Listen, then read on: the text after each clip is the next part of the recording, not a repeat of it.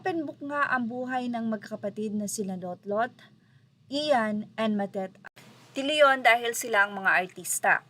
At nung nabubuhay pa si Nora, ay on and off na ang naging relasyon nila dahil na nga din sa naging sitwasyon nila between the mother, ang superstar na si Nora Honor, at silang magkakapatid.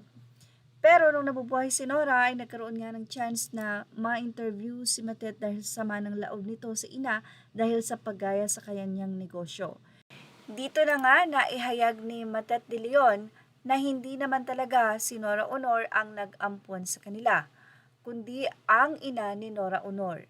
Nawala na lang daw ng choice itong si superstar Nora Honor na sila ay alagaan dahil nga walang mag-aalaga sa kanila. So kinalaunan ay si Nora ang kinalakihan nilang ina. Nilinaw din nitong si Matet de Leon na ang legal na naampon ng superstar na si Nora Honor ay si Ken at si Kiko. So nagkaroon dito ng iba't ibang reaksyon ang mga netizen. Anila, so technically pala wala talaga silang mamanahin. Ayan nga rin ang alam ko. Yung nakalagay sa birth certificate nila, ang nanay nila yung nanay ni Ate Guy. So yung daw ari-arian at lupain ni Nora ay nakapangalan sa ina ni Honor. Ewan ko lang kung totoo. At kung totoo man, ito lalong malaki ang chance nila Lotlot at Matet na magkaroon ng mana.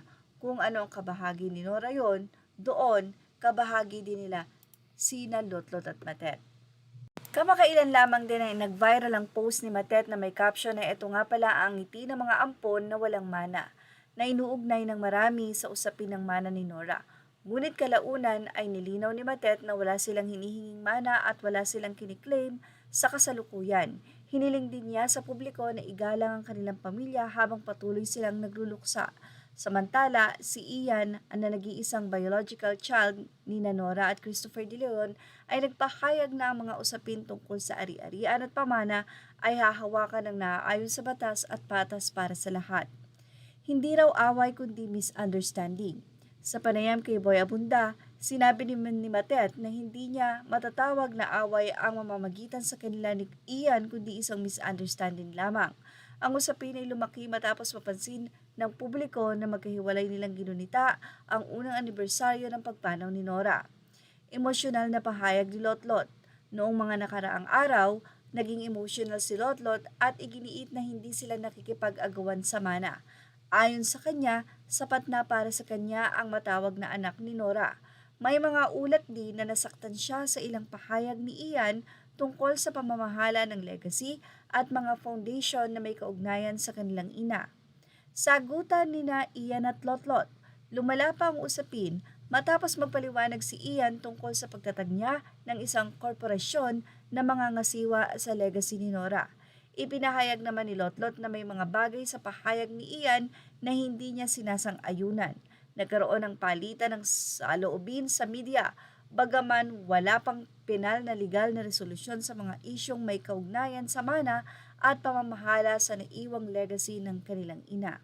Ang malinaw sa mga panayam ay kinikilala ni Matet na hindi siya biological na anak ni Nora. Iginiit ni na Matet at Lotlot na hindi sila nakikipaglaban para sa mana.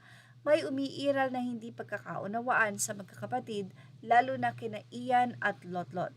Ang pangunahing pinagtatalunan sa publiko ay hindi lamang mana kundi pati ang pamamahala sa pangalan, mga obra at legasiya na iniwan ni Nora Honor. At iyan ang ating Showbiz Snap update. Images are all credit to the rightful owners. Thank you for watching Showbiz Snap.